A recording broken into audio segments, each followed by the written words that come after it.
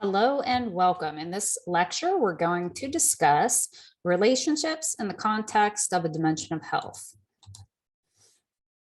When we talk about relationships, let's recognize that there are many different styles and types.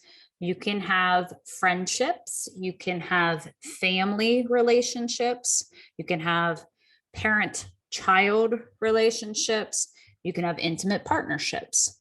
So when we talk about social well-being or social health regarding relationships, we do recognize that within our human construct that we are tribal and we like connection with other members of our tribe. This dimension of well-being depends on our internal state and makeup. We are social, as I've mentioned. Our interactions socially can be a reflection of our mental emotional state. And I think this is a paramount statement as we understand that the value of partnership, not only in connection, can be this reflective mirror of the things that we have inside of ourselves, both the shadow part and the light part. Relationships and our interactions within them will impact our mental emotional health, both positively and negatively. So this is not a unilateral energetic exchange, meaning this. What we see in a partnership can be a reflection of what's inside of us. The partnership can also impact our mental emotional health and sometimes can deliver positive feelings and sometimes not so positive feelings. When we are social, this is personal, and a person needs to know themselves and the stage or state of healing on their journey that they are in. You'll need to know what you require and how you have developed and where you're going. Some feel supported, cherished, and safe socially when they can interact with a tribe. And I would say that this is a different inner fuel when a person operates this way. Some people have been taught to operate this way. Some people are inherently wired to operate this way. However, this must be done within a healthy boundary and within feelings of safety and acceptance for ourselves. A person who values sovereignty will likely do better with limited tribal interaction. So this is to say this: when we are involved with the tribe, we have to make certain that we maintain who we are and not lose ourselves to the tribe, to the community, to the group, the institution, whatever it is, even family. If a person, just by design, does better when they are by themselves, they get to really work on themselves, their own mission, etc. This will just be a different vibe of a person, and everyone's different, and everyone's unique qualities should be honored and respected. The principle of sovereignty between two people will maintain a healthier interdependence rather than codependence. When we talk about codependency, there can be this relationship that we have with anybody. It could be intimate partner or friend or family, where there is this total reliance on self-worth, self-value, and identity on the presence of another person, a particular person, maybe. Having said that, when a person becomes really full of their own authenticity and are certain of their self-worth, self-value, and purpose, this can this will result in a healthier framework for any potential partnership that they enter. Once we know as an individual that we are whole, we can coexist with other humans, and then our reliance on them is less, meaning that we don't require their validation to be exactly who we are, and vice versa. That's a healthy relationship, and the synergy of what two people like that can do will be quite atomic. Caring for ourselves is of utmost importance. How we serve ourselves is how we will be able to serve one another. And what we allow tells others how to treat us. We have to learn to listen to the voices inside of our heads. This is a practice. We learn very healthy discernment. The internal space of joy or pain does not need validated by anyone outside of us. And all it takes for us to exist is us. It's our ability to witness ourselves. We exist, even if we're the only one that sees it, knows it, hears it, all of that stuff. We need to make certain that we have tools to create an internal space within ourselves, understanding that we are valid, thoughts, feelings, emotions, experiences, and valuable. So when we step into these places, it will be of utmost importance that we stop blaming ourselves, shaming ourselves, or guilting ourselves for what we think we're not, or the shadow aspects that we have. And if we stop doing that to ourselves, we will stop projecting that onto other people.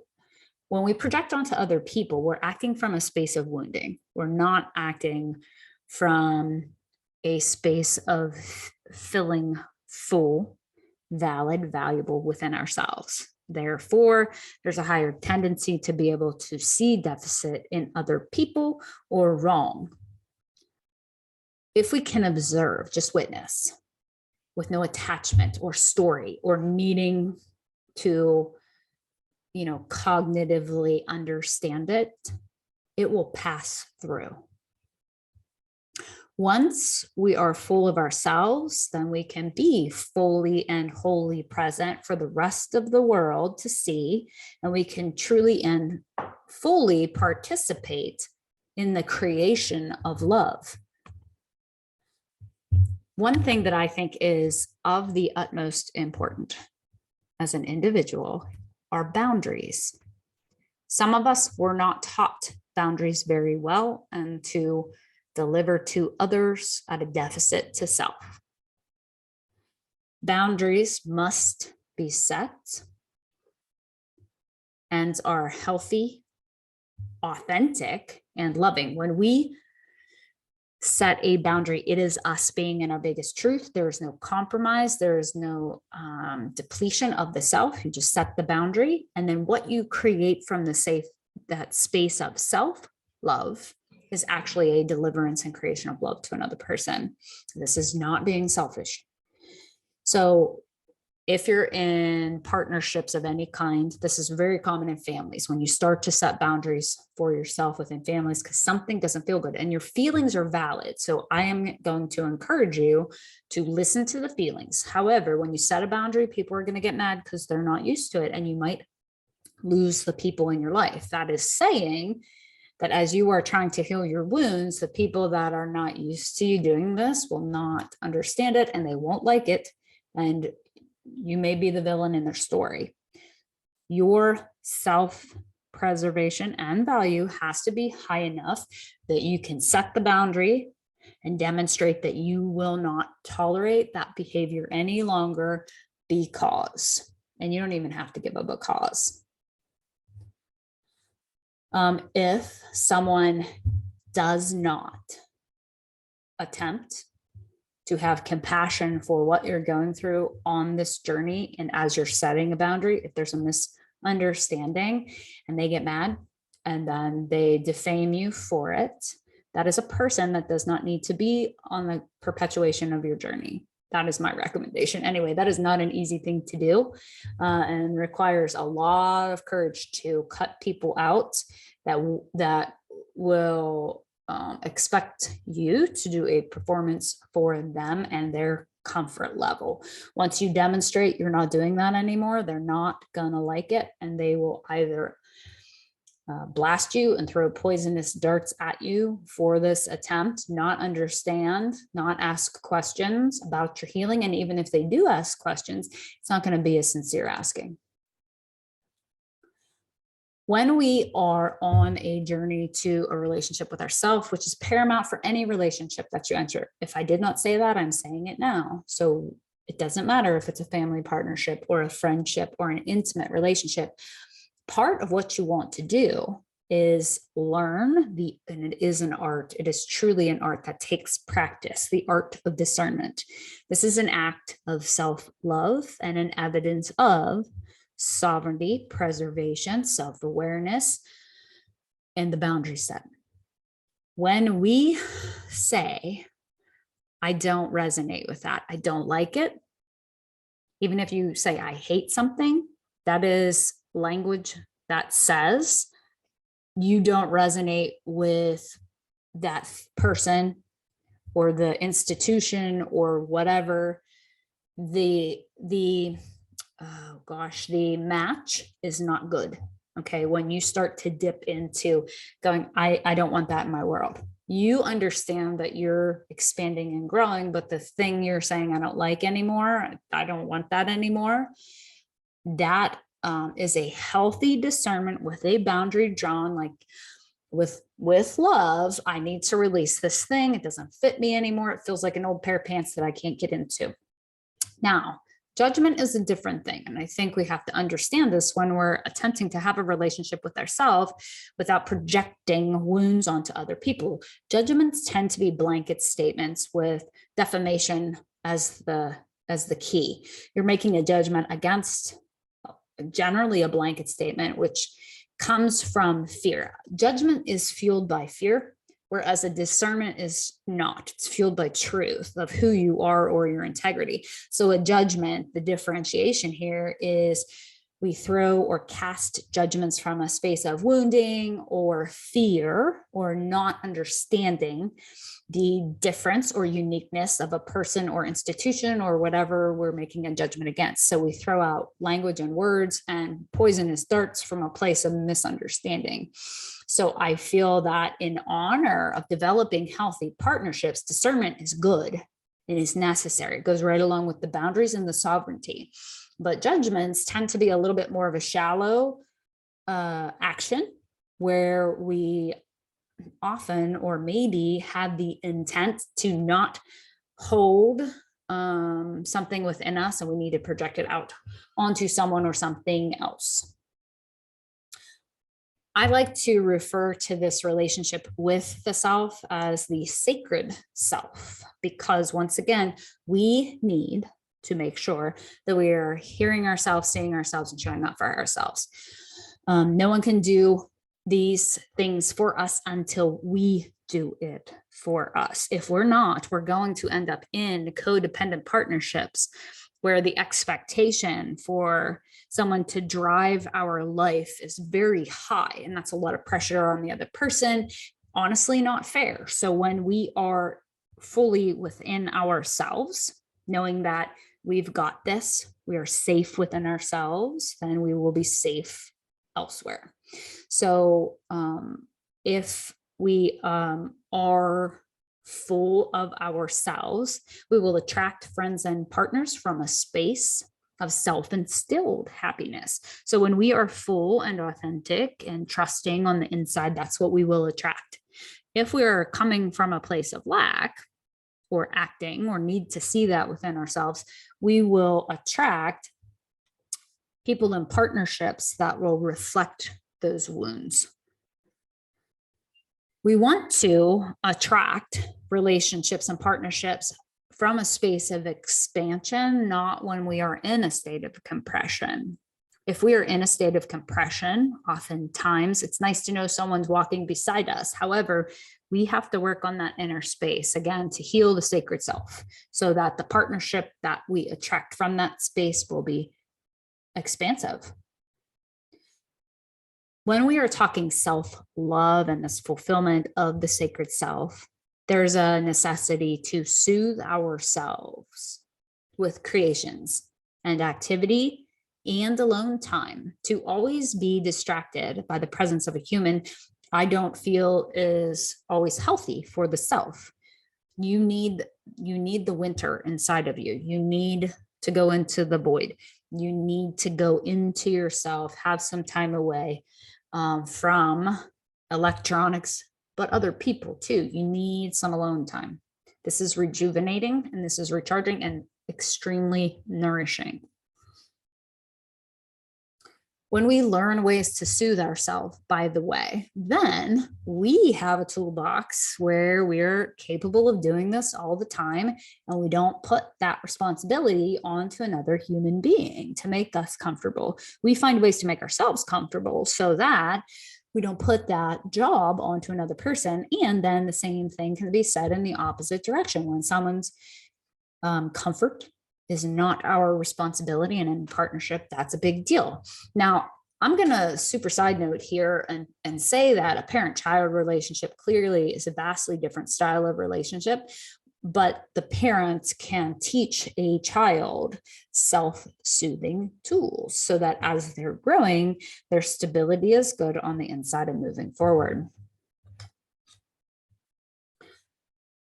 So I would take care in the expectation of others to perform for your comfort, or if we feel the need to save or emotionally engage with them. This, I don't feel, reflects love or care and can be an interference. One tool that I think is great to honor the sacred self, and I've kind of mentioned it several times throughout this lecture, is the mirror theory. Now, this comes from, I want to say, a Taoist philosophy, but I might be wrong in that. The mirror theory says this: everything outside of you is a reflection of the inside of you. All of the beautiful stuff, meaning all of the light stuff, and all of the shadows, are the things that you don't want to have happen. You are a mix of both dark and light. No matter how much you try to deny the darkness or the shadow, and it's likely really not bad. It's, I would say for the most part, it's just something that we have to bring consciousness to. When we're looking at the mirror theory in regards to relationships, and I've already said this, they are reflections of the insides of us. So the triggers that might be inspired by a relationship are actually gifts, although they don't feel like that, to deliver an opportunity to see wounds that we're hiding on the inside, or the shadow that we have tucked far, far away. So the magic mirror theory, and it is a magic mirror, right? This will require a high level of self-awareness, but it delivers self-empowerment, and it's really big. So utilizing this theory can help us if we are victims of something. It is a progression. When we are victims of someone or something, it will be really relevant in the healing of the sacred self to take a walk through the victim portion of the journey. But once we are ready to step out of that portion, we can utilize something like this in an appropriate time and space. So let's talk about then, as we step into intimate partnerships a little bit more deeply. True intimacy, I would say, and as I have evaluated, has very little to do with physical connection. You can have a physical connection and not be intimate. Intimacy comes with many dimensions to it. I do think it's a spiritual level of connection ultimately. Then comes a mental, emotional intimacy. And then it can, in an intimate partnership, be reflected in a connection of bodies in a physical partnership. Now, when we talk about intimacy, I believe there is a rawness, a realness, and like a soul nakedness that can be shared between two people. The message in true intimacy is partnership and not ownership. It's not a control thing. It's a collaboration, but there's a vulnerability of an exposing of shadow and light. It is interdependence, not codependence. It is an understanding that you are responsible for your happiness and they are responsible for theirs. But that's not to say we don't care. That's not to say we don't walk with them as they discover how to find ways to their own inner spaces, right? This is a lot of healing, I would say, even of inner child stuff when we get into this type of intimate partnership, because there is a big depth here, I feel, that is not shared in other styles of relationship. When we have an intimate partner, it is very relevant to stay in your own self-power and sovereignty so that you don't lose yourself or pieces of yourself to them. Like you devote all of your isness to them or the partnership, you will lose pieces of yourself. This will become a very imbalanced and disempowered partnership. So staying in our own power and sovereignty. Now, that doesn't mean, again, that doesn't mean we don't join in activities. That doesn't mean we don't care. There has to be like that soul bearing nakedness where there's an understanding, there's boundaries, there's permission, there's safety in it. There has to be safety or there won't be intimacy. There is the ability to share, but not comparing one another, like sharing the joys and sharing the wounds too. Share this, an intimate partnership, again, dives into the depths of the shadow as well as the light. Whereas, you know, most social partnerships might tend to share only the light parts or the wins. This is, in an intimate partnership, there's a helping each other to become or express the highest versions of one another. There is the actualization of becoming whole and then walking beside one another. A good relationship does not equate to a lack of argument or disagreement. That is not what it is. Remember, we're sovereign beings in an intimate partnership. Therefore, we can hold our truth, but be open to an expansion of consciousness, understanding where the other person is, not losing our own consciousness into theirs and doing a worship thing. Because if we're worshiping them or we pedestal somebody or they us, we are doing codependency tactics. Also, remember, contorting ourselves to fit into what they want. That is a performance. That is not being in truth. We are lying when we do that and manipulating to get a void filled. So contortion and performance in order to have someone by our side is not the way to go. Approaching with full integrity and the most self-empowerment that you can, being the most you can be in that moment is the best way to go. If we're doing any type of becoming small in front of them so they can seem large, that is a manipulative tactic and not okay. We want to come in exactly as we are. When we're in an intimate partnership, we can use any contrast that might come up as a gift to remind ourselves that we might be getting a little lost too. Again, if we're using the mirror theory, if we're lost in translation somewhere, we can utilize it to see ourselves differently and recognize where we have betrayed ourselves or not been honest with ourselves. So use it as a tool, not a weapon. When we have intimate partnerships, again, it's not going to be ponies and rainbows all the time. There will be triggers of uncomfortable things. If we can look at this as a learning experience and an opportunity to grow and expand and open our minds, then this will be powerful. Here we have some things that might construct a powerful intimate partnership. There needs to be respect, meaning this kind of goes into the sovereignty thing. I would say sovereignty and respect are very closely linked.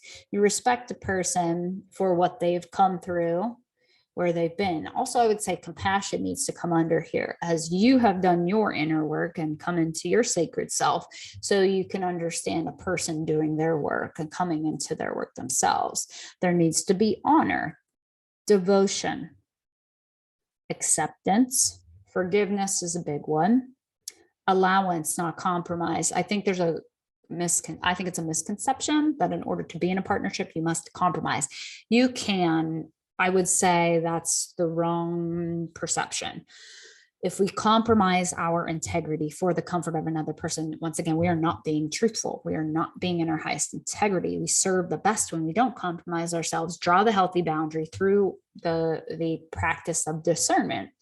When we do that, then I feel like we can say, I can do this, but I can't do that. Even if you look at the situation and you're like, okay, you have to come to it so that and deliver to your partner from a space of fullness and truly gifting to them so that you don't have resentment on the back end. If you're approaching as a martyr, there will be contempt and it will not work out. Supporting one another, this kind of goes into the respect category, transparency, and that's what I'm saying. I say enter with transparency. There's a concept of you enter a situation, you're going to do what you want to do, and then you'll ask forgiveness if it's wrong. I do not operate on that principle. I come in, blasting the doors open saying, this is what's going to happen. This is who I am. And this is where we're at. Yes or no? Trust, a huge thing. Trust will be developed. Safety must be ensured. But I think large conversations between intimate partners to make sure that you can trust someone to not betray you, meaning they are exactly who they are in front of you when they leave you. Also, they're not nice to your face and then go rip you apart behind your back and say negative things, because that's not safe. That's betrayal. And those are big wounds that can't be healed. Boundaries, huge. Just because you're partner doesn't mean you don't have boundaries. Again, sovereignty to be the individual that you are and walk beside one another with a lot of understanding, compassion, respect, honor for that soul walk. And again, devotion to one another, but also of ourselves along the walk. When we have partners that are in their soul sovereignty, I say that is when they are in their true divinity. They're pulling in the highest light quotient of themselves that they can hold. And this is when there will be this atomic energy between intimate partners. What you create with the person that's in their divinity is much different from a person that's operating from lack. Now, within partnerships, we have to talk about breakups. Sometimes as you're walking beside each other, the expansion rate or direction will be different, will begin to be different. You thought you were heading down the same train track together. When life events come in and it goes off rails, I think it is very important and powerful to understand when the feelings inside are not heading in the right direction and to call it when you see it like that. You can do work to try to get the trains back on the track, right? Work together. However, if wounding is too big by this time, sometimes it is the most loving thing you can do is to say, listen, I can't do this to myself or to you anymore. I need to go.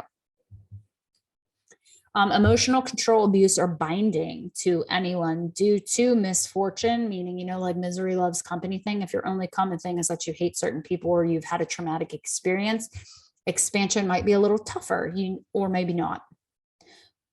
If you're operating together because you have a common enemy, hopefully you find something positive to anchor, because once again, if the only thing you have in common is hate, that's a fuel that isn't going to drive a train for very long. When you end a partnership, I do think it's really relevant to understand that you need time to restabilize, to recenter, and remember who you are.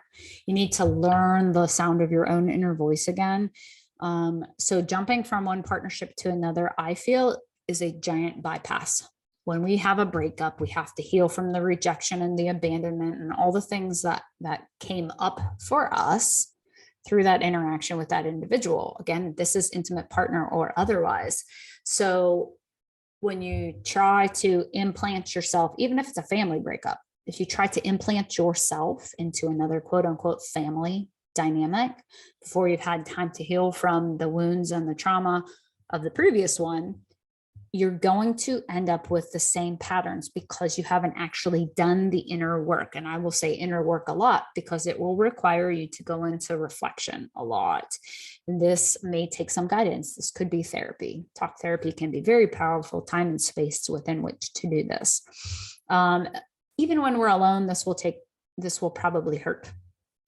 what you have to understand is that the pain of leaving, if you do it with consciousness, can be shorter than the pain that you incurred in the staying. You have to determine, this is discernment, is staying truly doing more damage than leaving would do. I feel that when you go through some type of crumbling tower in relationships, this is when you come back to yourself, truly get an opportunity to come home to you, and you will determine that you are what you have been searching for all along. When you do heal that breakup again, you don't want to bypass the wounds. You don't want to bypass the pain. And again, I do think, or I will encourage that some type of therapy or actions and behaviors be good. Do I think that, if you're in an intimate partnership and you have a breakup and then you go hang out with your friends more, that's always the best avenue? I would say no, not always. It depends. It truly depends on the person, how they're wired, the situation, all of that stuff. If you're trying to heal from trauma, I feel that time alone, doing activities that nourish ourselves to heal that sacred self I think that's a big deal. And then we are certain we are not bypassing and distracting ourselves with other humans so that we can heal some big parts of ourselves. We need to witness, neutralize the blame, shame, and guilt of anything that we perceived within ourselves to have participated in the relationship not working out. This is a big step, because carrying blame, shame, and guilt are super heavy weights. No blame, shame, guilting, or gaslighting to the other person if we can stop that when we are in a breakup. I would say that in breakups, or if there has been wounding in a partnership, the narcissist empath will need or likely be considered. The empath is not required to be the catcher's mitt for the narcissist's pain. When we talk about narcissist empath dynamics, they're very common because both actions stem from the same wound. The self-aware empath, however, can be the reflection rather than choosing to hold all of the narcissist's pain. Abusive patterns, when we step into understanding that type of wounding in a partnership, and this doesn't only mean intimate, this could be family partnerships, this could be institutional things, or friendships, or employee dynamics. If physical abuse is present, that's easy to see. Emotional, there's an emotional and or with emotional and physical things, there's a control of another's performance. And this is a power harvesting when someone does this. Emotional pain and wounding is the trickiest. They feel like they are ripped apart, confused, never worthy, never actually wanted. Criticisms will supersede self-honor and respect. Until the victim visits the core wound and actually honors the fact that they were indeed victimized, no healing will take place. The patterns will persist. So you have to understand you were the victim before you're not the victim of abuse patterns. And I would say be very careful with physical abuse. I mean, all of it. Physical abuse, if you feel you're in danger, you take the appropriate steps. But you can work on the internal space even in those times, although I would say a lot harder to do. When we talk about intimate partnerships specifically, we have to talk about the ownership control principle. Just because you're in a partnership does not mean you are required to have sexual relations with your partner when they want and you don't. That would not be a healthy dynamic. Just because you're in partnership, doing the partnership duty is not operating from a healthy space. When we are in any type of partnership, we have to understand what abstinence is about, why it's there, the prevalence of it. When we are not committed to a partner And some people, even when they are committed to a partner, they might explore high risk sexual behaviors, promiscuity. We have to understand that, yes, not protecting yourself when in sexual relation and environment can deliver diseases. It can also make babies. So we have to look at sex in relation to intimate partnerships when we're talking about fertility, conception, and I think there needs to be an understanding of the menstrual cycle. And again, this is heterosexual partnerships. When we have homosexual relationships, this would lead more into the promiscuity or high risk sexual behaviors of non-protection in multiple partners without having a strong awareness of your partner and their own health. There needs to be the exploration of methods of contraception, but also you can explore natural family planning if you're in a committed partnership. When we talk about sex in partnerships, and I already mentioned this, or just mentioned this, we have to understand sexual assault. Just because you're in a committed, intimate partnership with a person, violation and sexual assault can still happen, and that is not healthy and that is not okay. This goes back to the principle of the sacred self. When you draw a boundary, that's it. I need everyone to understand that no is a complete sentence and requires no explanation. No means no. The boundary is set, no violation. If you violate someone's boundaries, that is not an act of someone coming from a positive state of internal balance. This sexual assault or violation can take the form of harassment, sexual harassment, saying things or touching a person when they're clearly an individual. Even if they're demonstrating a loose boundary, it's the best thing to do in honor of not harassing that person to not make lewd remarks. When we look at sexual relationship and intimate partnerships, we have to understand some of the diseases that could come up. We can call these STDs, venereal diseases, or STIs, sexually transmitted infections. They may include gonorrhea, chlamydia, herpes, HIV, hepatitis, bacterial vaginosis, or trichomoniasis.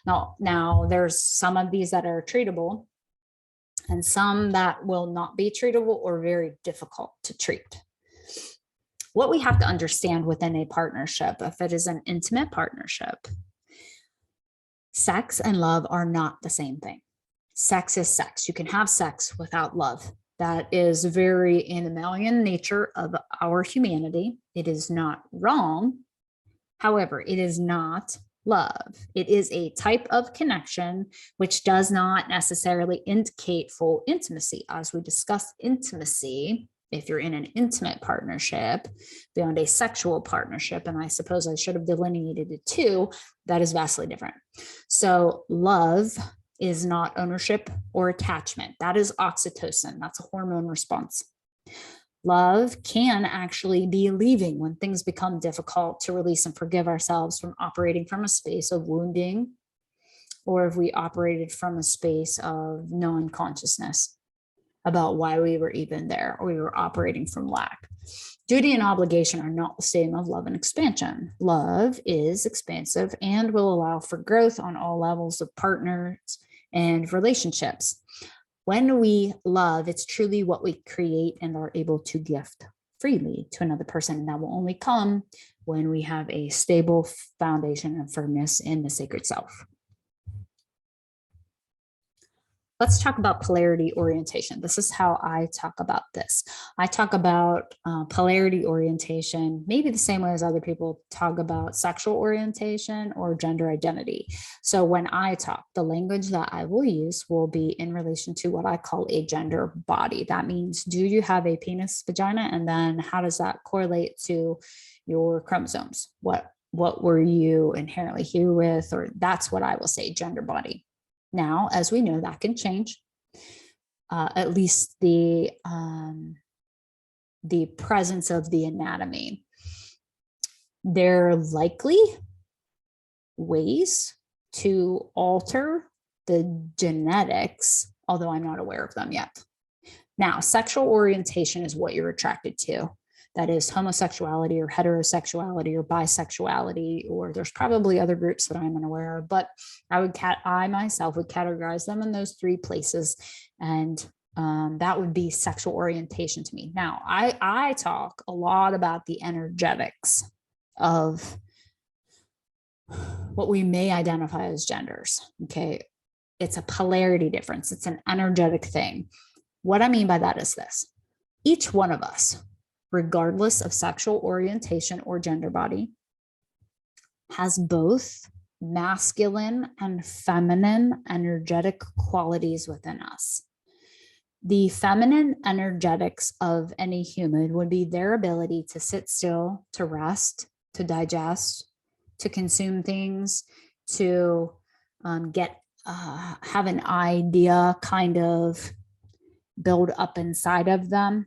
Receiving things is a feminine polarity quality or an energetic quality. When we have the masculine polarity, and I reference energetics, this has to do with our ability to have a boundary. This has to do with our ability to give, to act, to speak. So again, when I talk energetics of polarity orientation, that is within each one of us, regardless of gender, body, or sexual orientation. Sexuality in and of itself is part of our human experience. It is not separate from us. It is definitely a human quality, animalian quality, based on multiple reasons. The animalian version, I would say, of sexuality is that it is intended merely for procreative purposes. I argue the fact that there is a spiritual bend to it, and that it can be used in a spiritual manner. Sex, intercourse, sexual engagement with another human being is sacred, and a spiritual connection between partners will deliver us an indicator of what can be produced. That goes kind of back to the synergistic principle. So if you have two people operating in their divinity and their sovereignty, and then they engage in sexual intercourse, the sex is sacred and can produce something that is quite designed differently than someone who does not take sex as a spiritual engagement. The ancient people knew the mystery of creation. There's a lot of life force energy involved when we bring the polarities, the energetic polarities, into a neutral state. This is kind of how batteries operate and how babies are made. So it is a giant force of creation. If spirituality is life and living, then channeling that life force into a sexual encounter is very important. Again, when we bring those polarities together, that is when we get to create some very big things. That is when we are in our very high creative potential. Okay, so I hope this was a helpful lecture, and we'll see you on the next one.